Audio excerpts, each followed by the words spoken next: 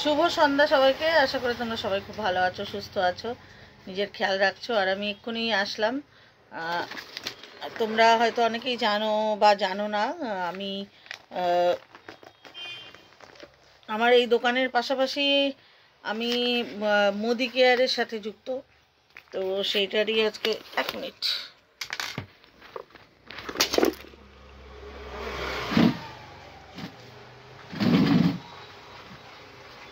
তো সেটারই আজকে মিটিং ছিল।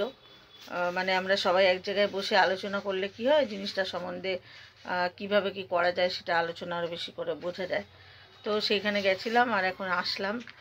আর যথারীতি আবার একটা নিমন্ত্রণ আছে, সেখানে যেতেও হবে। তো তার আগে এখন একটু ফাঁকা সময় পেয়েছি, তো এখন আমরা আমরা সকলের অনেক প্রায় একটা দুটো তিনটে টপিক জমে আছে, তো সেইগুলো নিয়ে আজকে বলে পেরেছি। তো একটা ছিল সাইলেন্স বা প্রকৃত সত্তায় থাকার জন্য প্রস্তুতি দরকার। মৌসুমি সিনহা দিয়েছেন এই টপিকটা, খুব সুন্দর একটা টপিক। ধন্যবাদ দিদিকে আমার তরফ থেকে।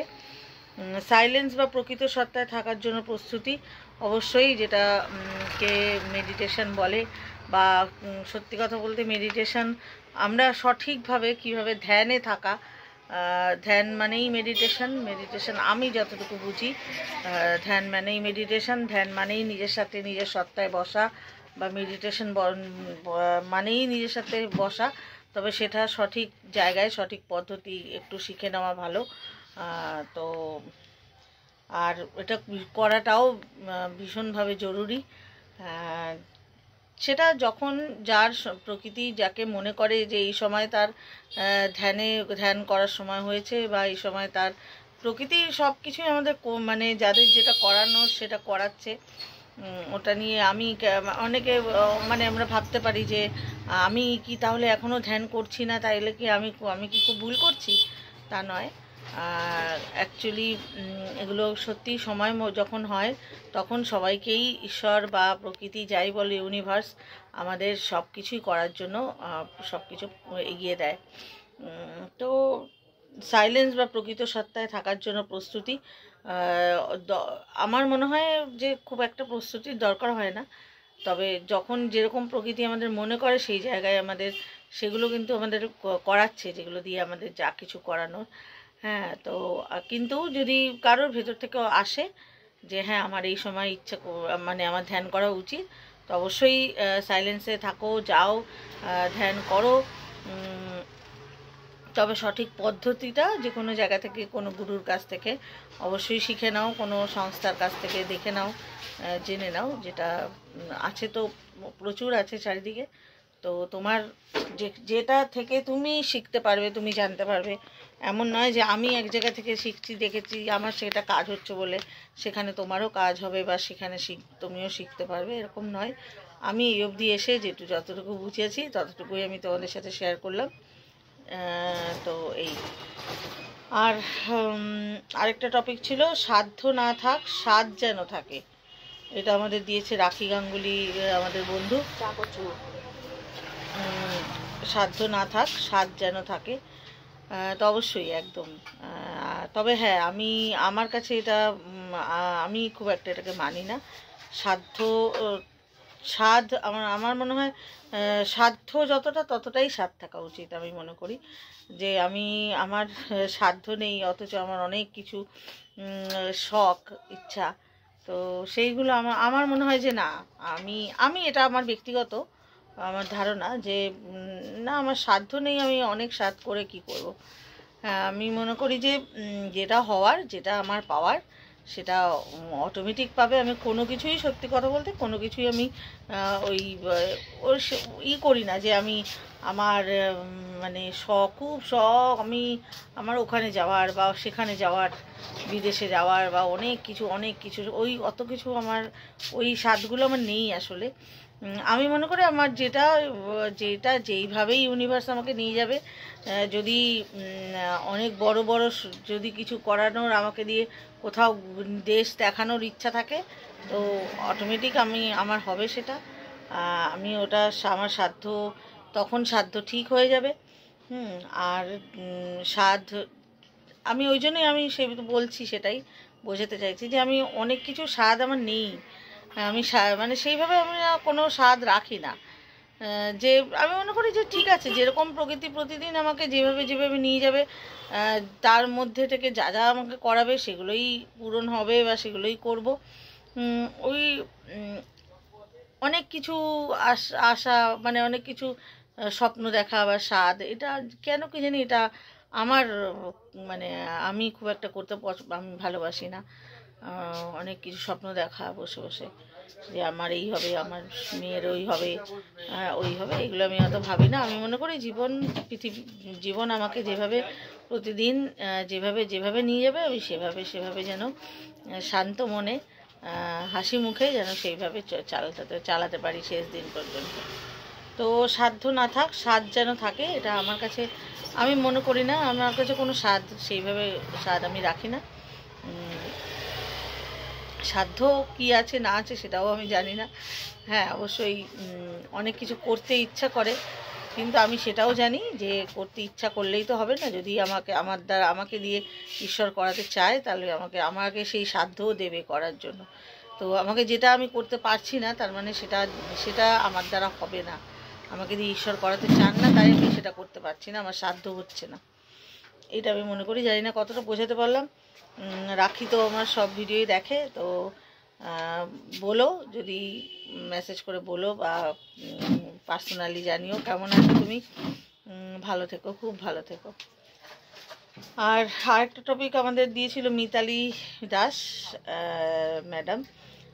উনি যেটা দিয়েছিলেন সেটা হচ্ছে, কিছু না করেই শুধুমাত্র একটা জিনিস এগিয়ে যায়, সেটা হলো বয়স। কিছু না করেই শুধুমাত্র একটা জিনিস এগিয়ে যায়, সেটা হলো বয়স।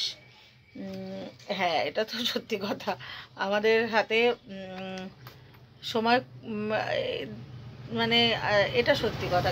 আমরা কিছু কোথাও ঘুরতে যাই, বা আমরা ভালো কাজ করি, বা আমরা খারাপ কাজ করি, বা আমরা যাই করি না কেন, আমাদের বয়সটা কিন্তু চলে যাচ্ছে। রোজ দিনই একটা একটা করে দিন কিন্তু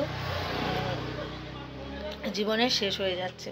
তো আমি সবসময় বলি, জন্মদিন আসলে আমি বলি যে আবার একটা বছর আমার জীবন থেকে কমে গেল জীবনে বাঁচার। তখন মনে হয় যে হ্যাঁ, কোনগুলো পেন্ডিং কাজ আছে, করতে হবে, এগুলো মনে হয়। আর আমার মনে হয় এগুলো হওয়াটা জরুরি। কারণ সময় কিন্তু আর বেশি, সময় কিন্তু আমাদের মানে সময়কে গুরুত্ব দেওয়াটা ভীষণভাবে জরুরি। হ্যাঁ, আমরা সময়ের গুরুত্ব দিই না, মানে অনেক সময় দিই না। আমরা ওই করে কাটাই, ভাবি না এখন তো বয়স হয়নি, আরও পরে ঠাকুরের নাম করব বা এরকম কিছু, এগুলো আমরা ভাবি। আর ঠিক আছে, এখন এগুলো করে নিই আনন্দ ফুর্তি, পরে ভালো কাজ করব। তো সেরকম আমরা জানি না আসলে আমাদের কতটুকু আমাদের হাতে দিন আছে, সময় আছে। তো সেই জন্য যতক্ষণ আছো ততক্ষণ অবশ্যই কাজ করে যাও। সেটা তোমার মনে যেটা ভালো লাগে, তোমার যেই কাজ করে তোমার মন শান্তি পায়, সেরকম কোনো কাজ অবশ্যই করে যাও। মানে সময় নষ্ট করো না হয়তো, ঠিক আছে? কারণ সময় কিন্তু সত্যি রোজ কিন্তু আমাদের জীবন থেকে একটা একটা করে সময় চলে যাচ্ছে। আজ আছি, আমি এক জায়গায় পড়েছিলাম কোথাও একটা, যে রোজ এইভাবে বাঁচো যে আমার কাছে আমি কালকেই আমি মরে যাব, আমার মৃত্যু হবে, এইভাবে রোজ দিন ভেবে বাঁচো। তার ফলে কী হবে, তুমি সময়টাকে সুন্দর করে, মানে একটা, আমরা যখন যখন আমরা মরে যাব, কেউ যদি ভাবে তখন কি করে, সব পেন্ডিং কাজগুলো করে ফেলে না, যে ওকে এই দিতে হবে, ওকে এই বলতে হবে, ওকে একদিন এরকম বকেছিলাম তার জন্য ক্ষমা চাইতে হবে, আর তো সময় নেই, আর তো করতে পারবো না, হ্যাঁ ঠাকুরের নাম করে নিতে হবে। তো সেইটাই হচ্ছে কথা। সেইরকমভাবে রোজ দিন বাঁচো, যে রোজেরটা রোজ যদি কারো কাছে ক্ষমা চাইতে হয়, বা যদি কোনো পেন্ডিং কাজ থাকে রোজ করে নাও। হ্যাঁ, আমরা জানি না আজকে আছি, কাল নাও থাকতে পারি, থাকবো কি থাকবো না আমরা কেউ কিন্তু জানি না। তো এটা একদমই সত্যি। সব কিছুই, যা কিছুই চলছে,